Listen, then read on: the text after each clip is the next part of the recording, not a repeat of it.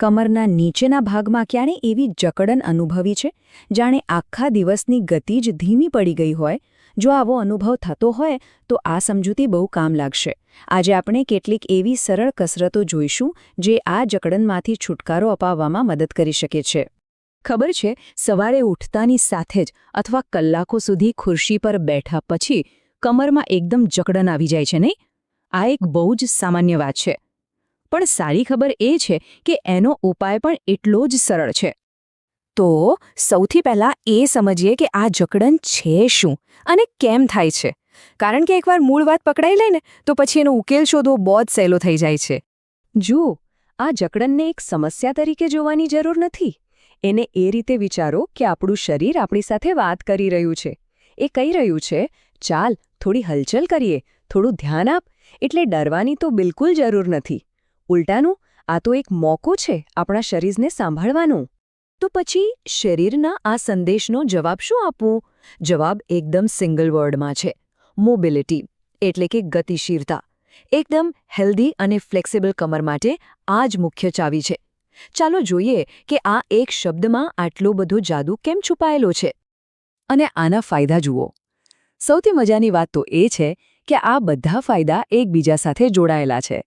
જેમ કે જકડન ઓછી થાય એટલે તરત જ મૂવમેન્ટ સારી થાય, મૂવમેન્ટ વધે એટલે મસલ્સમાં બ્લડ ફ્લો સારો થાય, અને જ્યારે મસલ્સ હેલ્ધી હોય તો ઇન્જરીનું જોખમ ઘટે અને પોસ્ચર તો આપોઆપ સુધરી જાય. આ એક આખી ચેઇન રિએક્શન જેવું છે. ચાલો, હવે થિયરી બહુ થઈ. હવે સમય છે એક્શનનો. આપણે સાથે મળીને કેટલીક એવી સિમ્પલ પણ સુપર ઇફેક્ટિવ સ્ટ્રેચિસ જોઈએ જે ગમે ત્યાં ગમે ત્યારે કરી શકાય છે અને તરત જ રાહતનો અનુભવ થશે. ઓકે, તો સૌથી પહેલાં કેટ કાઉ સ્ટ્રેચ. આ આપણી કરોડરજ્જુને સવારમાં જગાડવા માટે કે પછી દિવસભરના થાક પછી એને રિલેક્સ કરવા માટેની એકદમ બેસ્ટ રીત છે. આમાં આખી રમત શ્વાસની છે. શ્વાસ અંદર લેતી વખતે ઉપર જોવાનું અને શ્વાસ બહાર કાઢતી વખતે કરોડરજ્જુને ગોળ વાળવાની.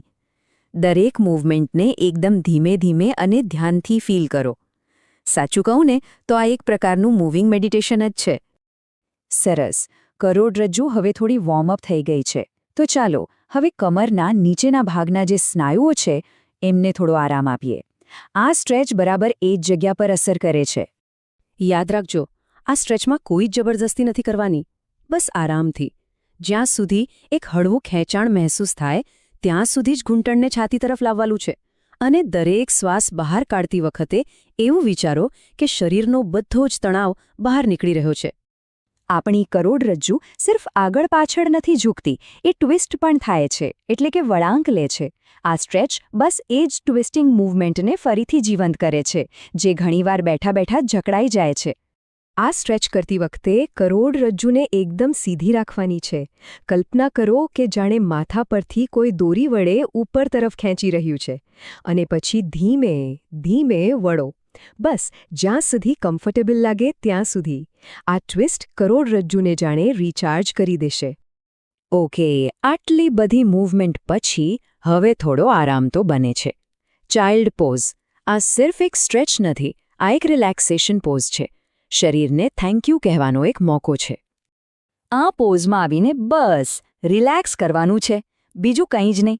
દરેક ઊંડા શ્વાસ સાથે મહેસૂસ કરો કે કમર પરથી બધો જ બોજ જાણે પીગળી રહ્યો છે. આ છે શરીર અને મન બંને માટે એક નાનકડું વેકેશન.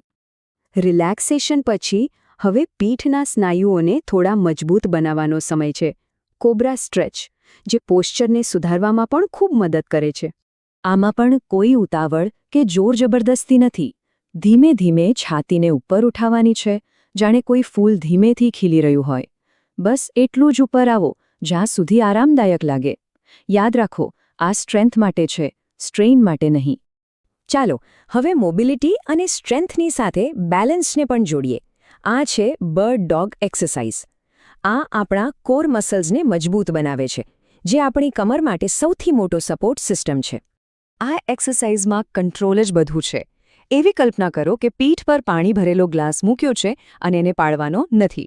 એટલે હાથ પગ કેટલા ઊંચા જાય છે એના કરતાં શરીર કેટલું સ્થિર રહે છે એ વધારે જરૂરી છે. અને હવે આપણી છેલ્લી અને કદાચ સૌથી વધુ મહત્વની કસરત. ખબર છે, ઘણીવાર કમરની જકડનનું મૂળ કારણ કમરમાં નહીં પણ આપણા હિપ્સમાં છુપાયેલું હોય છે. આ સ્ટ્રેચ પાછળના પગના હિપના આગળના ભાગમાં ફીલ થશે. આ એ જ એરિયા છે જે આખો દિવસ બેસી રહેવાને કારણે ટાઈટ થઈ જાય છે અને જેવી આ જગ્યા ખુલે છે કમરને તરત જ આરામ મળે છે.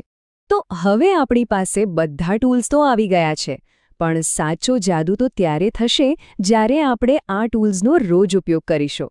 ચાલો હવે એ જોઈએ કે આ સિમ્પલ કસરતોને આપણી ડેલી લાઈફનો હિસ્સો કેવી રીતે બનાવી શકાય.